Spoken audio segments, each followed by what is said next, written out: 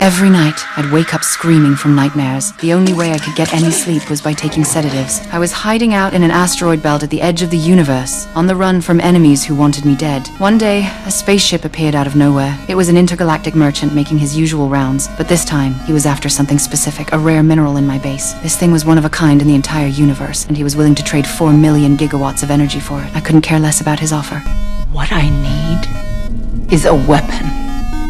One powerful enough to destroy an orbital colony the size of, say, Kronos. Years ago, Kronos betrayed us, killed my husband, and slaughtered over 1,000 people from my clan. Revenge was the only thing keeping me alive. This squid-like merchant claimed he didn't deal in weapons. No matter how hard he tried to convince me, I wasn't budging. That's when he noticed my pet roaches. He could tell I was lonely out here in this godforsaken wasteland and needed companionship. The merchant cut off the comlink, then reconnected moments later. This time, there was a cute little creature by his side, his planet's mascot, famous across the universe as an emotional support companion. Cute. He was trying to sweeten the deal to get that mineral. But I will not trade my prize for a used alien pet. When I turned him down again, he suggested a trial period, no payment required. If I still wasn't interested when he came back in 90 days, no hard feelings. I agreed. To be honest, I was tempted. I had no idea this would be my biggest mistake. The little guy was delivered to my base right away. With its stubby legs and round, pudgy body, I fell for it instantly. I ran a full scan to make sure it was healthy and disease-free. Strangely enough, its DNA was incredibly complex, a fusion of hundreds of different species, even including human genes. It seemed odd, but I didn't dig deeper. Having the little creature around really lifted my spirits. But one day, it vanished.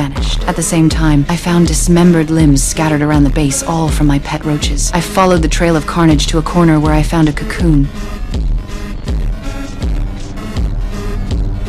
Just as I reached out to touch it, the thing moved on its own. A small hand emerged. The creature had evolved inside the cocoon and grown significantly. Looking at the growing creature felt like looking at my own child. We spent some happy times together at the base, and slowly, my inner wounds began to heal. Suddenly, alarms blared.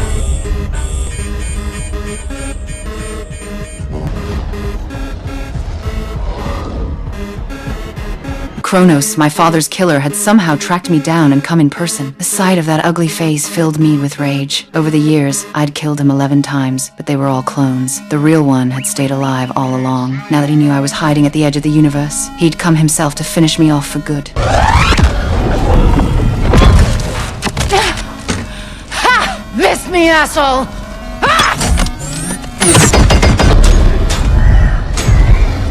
Aim for her reactor! After the reactor exploded, only one space station remained from my base. In the chaos, I fired up the backup power and launched a poison gas missile. Fucking